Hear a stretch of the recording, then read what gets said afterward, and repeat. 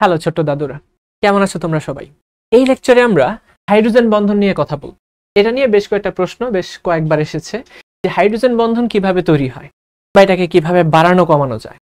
আচ্ছা, বাড়ানো কমানোর চিন্তা পরে হাইড্রোজেন বন্ধনটা কি সেটা আগে বুঝতে হবে, ঠিক আছে? তো আমরা নর্মালি যে বন্ধন সম্পর্কে ধারণা রাখি, যেমন সমযোজী, আমি জাস্ট মুখে বলে দিচ্ছি, সমযোজী, আয়নিক, সন্নিবেশ, এই যে বন্ধনগুলো রয়েছে এরা হচ্ছে প্রত্যেকটাই আন্তঃপারমাণবিক বন্ধন। যেমন আমি যদি বলি ব্রোমিন পরমাণু, এর একটা যোজনী রয়েছে, এই ব্রোমিন পরমাণুর আরেকটা যোজনী রয়েছে, এই যোজনী তারা শেয়ার করে একটা অণু তৈরি করে, তাই না? তার মানে এই সমযোজী বন্ধনটা দুইটা পরমাণুর মধ্যে সংঘটিত হয়েছে, তার মানে এরা হচ্ছে আন্তঃপারমাণবিক বন্ধন, ঠিক আছে? সমযোজী, তারপরে আয়নিক, তারপর কি ধাতব বন্ধন।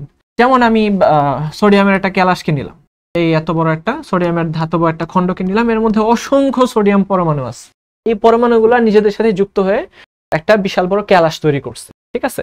আচ্ছা, তার মানে এই বন্ধনগুলো কিন্তু পরমাণুর মধ্যে সংঘটিত হয়, এরা আন্তঃপারমাণবিক বন্ধন। আর আজকে যে বন্ধন নিয়ে কথা বলবো, হাইড্রোজেন বন্ধন, ভাইয়ারা এটা কিন্তু আণবিক বন্ধন,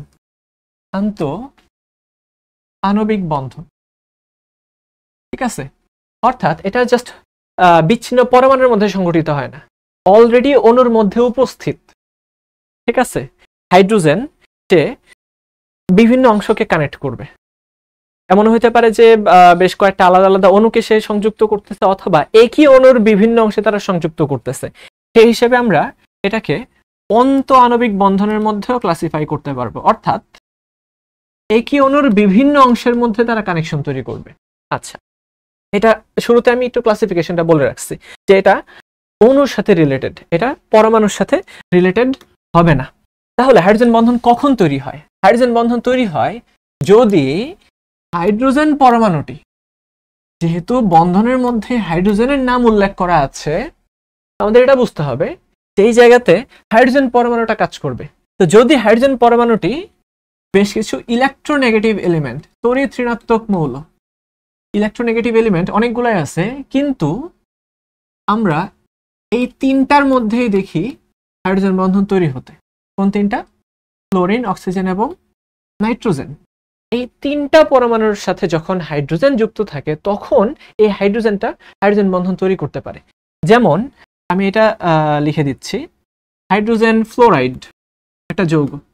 আমরা জানি ফ্লোরিনের তড়িৎ ঋণাত্মকতা অনেক বেশি, 4, আর হাইড্রোজেনের হচ্ছে 2.1।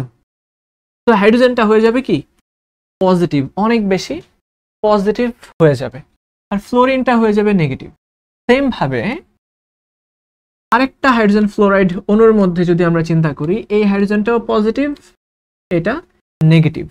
তো আমরা খেয়াল করি এই যে ফ্লোরিনটা আছে, নেগেটিভিটি অনেক, ঠিক আছে, এবং এর মধ্যে লোন পেয়ারও আছে। তো দেখা যাবে কি যে এই নেগেটিভ ফ্লোরিনটা এই পজিটিভ হাইড্রোজেনের সাথে একটা বৈদ্যুতিক আকর্ষণ বল দিয়ে যুক্ত হয়ে যাবে, ইলেকট্রিক ফোর্স জাস্ট, ঠিক আছে? ইলেকট্রিক ফোর্স বা হচ্ছে তড়িৎ বল, প্লাস মাইনাস পরস্পরকে আকর্ষণ করে। তো এই ক্ষেত্রে এই পজিটিভ চার্জের অ্যামাউন্টটা একটু বেশি থাকার কারণে দেখা যাবে এই পজিটিভকে এই ফ্লোরিনের যে নেগেটিভ চার্জ আছে, স্পেশালি লোন পেয়ারটা আছে, লোন পেয়ারটা আকর্ষণ করবে। এই আকর্ষণ করে হাইড্রোজেন বন্ধনের উৎপত্তি হয়। তো আমরা যদি বলি যে কিভাবে হাইড্রোজেন বন্ধনের সংখ্যা বাড়ানো যায়, তাহলে আমরা বলবো যে যদি হাইড্রোজেনকে এই তিনটা পরমাণুর সাথে সংযুক্ত করা যায়, সেই ক্ষেত্রেই দেখা যাবে যে হাইড্রোজেন বন্ধন উৎপন্ন হবে। যেমন আমরা পানির ক্ষেত্রে দেখি, আমরা পানির ক্ষেত্রে দেখতে পাই একটা অক্সিজেনের সাথে দুইটা হাইড্রোজেন যুক্ত আছে, ঠিক আছে, এবং অক্সিজেনের আছে দুইটা লোন পেয়ার। তো দেখা যায় হাইড্রোজেনের কাছ থেকে সেই ইলেকট্রন টেনে নিয়ে যাচ্ছে আর অক্সিজেন হয়ে যাচ্ছে নেগেটিভ। তো এই হাইড্রোজেন পজিটিভটা দেখা যাবে অন্য আরেকটা অক্সিজেন মাইনাসের সাথে সংযুক্ত হবে। এই তো অক্সিজেন মাইনাস, হাইড্রোজেন প্লাস, এরা একটা দুর্বল আকর্ষণ বল দ্বারা যুক্ত থাকবে।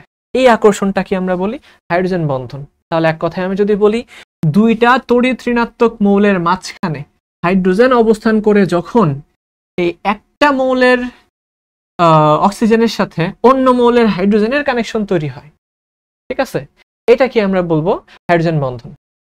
আমি কি বুঝাতে পারছি? দ্যাট মিনস দুইটা অবশ্যই তড়িৎ ঋণাত্মক মৌল থাকতে হবে, যার মাঝখানে থাকবে হাইড্রোজেন। এই হাইড্রোজেন মাঝখানে থেকে উভয়ের মধ্যে কানেকশন তৈরি করবে, বা এটাকে আমরা বলতে পারি যে হাইড্রোজেন ব্রিজ তৈরি করবে। এটাকে আমরা বলি হাইড্রোজেন বন্ধন। তো এই তিনটা পরমাণু যদি উপস্থিত থাকে কোনো যৌগে এবং তাদের সাথে যদি হাইড্রোজেন সমযোজী বন্ধনের মাধ্যমে যুক্ত থাকে, সেই সমস্ত ক্ষেত্রেই হাইড্রোজেন বন্ধনের উৎপত্তি হয়। বোঝা গেল? তাই হচ্ছে হাইড্রোজেন বন্ধন সম্পর্কে ছোট্ট একটা আলোচনা। ইনশাআল্লাহ পরবর্তীতে আমরা যখন এই চ্যাপ্টার আলোচনা করবো আরো বিস্তারিত আলোচনা করব। সেই পর্যন্ত সবাই ভালো থাকো, সুস্থ থাকো। আল্লাহ হাফিজ।